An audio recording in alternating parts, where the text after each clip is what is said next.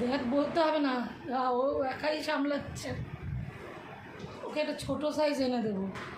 ডান্ডাটা ওর থেকে বড় হয়ে গেছে, এটাই একটা ওর সমস্যা হচ্ছে, নাহলে ঠিকঠাকই এসছে এখন অবধি। দেখ কত সুন্দর চালাচ্ছে এখন অবধি।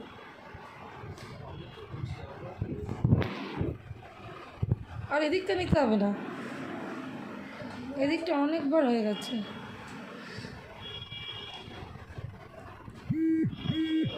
ফাটিয়ে করছে।